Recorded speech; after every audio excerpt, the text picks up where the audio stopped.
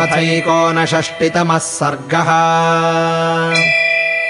अथाश्रमादुपावृत्तमन्तरा रघुनन्दनः परिपप्रच्छ सौमित्रिम् रामो दुःखादिदम् वचः। तमुवाच किमर्थम् त्वमागतोपास्य मैथिलीम् यदा सा तव विश्वासाद्वने विरहिता मया दृष्ट्वैवाभ्यागतम् त्वाम् मे मैथिलीम् त्यज्य लक्ष्मण। शङ्कमानम् महत्पापम् यत्सत्यम् व्यथितम् मनः स्फुरते नयनम् सव्यम् बाहुश्च हृदयम् च मे दृष्ट्वा लक्ष्मण दूरे त्वाम् सीता विरहितम् पथि। एवमुक्तस्तु सौमित्रिर्लक्ष्मणः शुभलक्षणः भूयो दुःखसमाविष्टो दुःखितम् राममब्रवीत् न स्वयम् कामकारेण ताम् त्यक्त्वाहमिहागतः प्रचोदितस्तयैवोग्रैस्त्वत्सकाशमिहागतः। आर्येणेव परिकृष्टम् लक्ष्मणेति सुविस्वरम् परित्राहीति यद्वाक्यम् मैथिल्यास्तच्छ्रुतिम् गतम्। सा तमार्तस्वरम् श्रुत्वा तव स्नेहेन मैथिली गच्छ गच्छेति मामाशु रुदती भयविक्लला। प्रचोद्यमानेन मया गच्छेति बहुशस्तया प्रत्युक्ता मैथिली वाक्यमिदम् तत्प्रत्ययान्वितम्।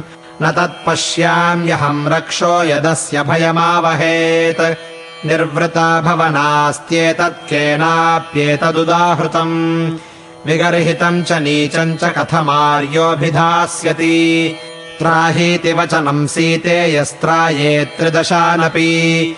किन्निमित्तम् तु केनापि भ्रातुरालम्ब्यमेश्वरम् विस्वरम् व्याहृतम् वाक्यम् लक्ष्मणत्राहि मामिति।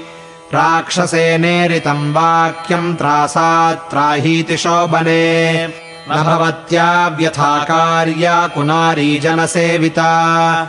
अलम् विक्लवताम् गन्तुम् स्वस्था भवनिरुत्सुका न चास्ति त्रिषु लोकेषु पुमान् यो राघवम् रणे। जातो वा जायमानो वा संयुगे यः पराजयेत् अजेयो राघवो युद्धे देवैः शक्रपुरोगमैः। एवमुक्ता तु वैदेही परिमोहितचेतना उवाचाश्रूणि मुञ्चन्ती दारुणम् मामिदम् वचः। भावो मयि तवात्यर्थपाप एव निवेशितः विनष्टे भ्रातरिप्राप्तुम् न च त्वम् मामवाप्स्यसे। सङ्केताद्भरतेन त्वम् रामम् समनुगच्छसि क्रोशन्तम् हि यथात्यर्थम् नैनमभ्यवपद्यसे। रिपुः प्रच्छन्नचारी त्वम् मदर्थमनुगच्छसि राघवस्यान्तरम् प्रेप्सुस्तथैनम् नाभिपद्यसे। एवमुक्तस्तु वैदेह्या संरब्धो रक्तलोचनः क्रोधात् प्रस्फुरमानोष्ठ आश्रमादभिनिर्गतः। एवम् ब्रुवाणम् सौमित्रिम् रामः सन्तापमोहितः अब्रवीद्दुष्कृतम् सौम्यताम् विना त्वमिहागतः। जानन्नपि समर्थम् माम् रक्षसामपवारणे अनेन क्रोधवाक्येन मैथिल्या निर्गतो भवान्। न हि ते परितुष्यामि त्यक्त्वा यदसि मैथिलीम् क्रुद्धायाः परुषम् श्रुत्वा स्त्रिया यत्त्वमिहागतः। सर्वथा त्वपनीतम् ते सीतया यत्प्रचोदितः क्रोधस्य वशमागम्य नाकरोः शासनम् मम।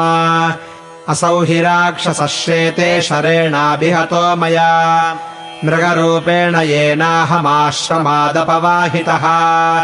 विकृष्य चापम् परिधाय सायकम् सलीलबाणेन च ताडितो मया मार्गीम् तनुम् त्यज्य च विक्लवस्वरो बभूव केयूरधरः स राक्षसः।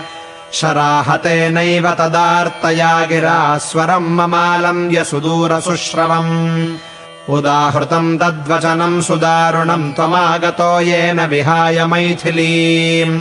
इत्यार्षे श्रीमद् रामायणे वाल्मीकीये आदिकाव्ये अरण्यकाण्डे 59तमः सर्गः।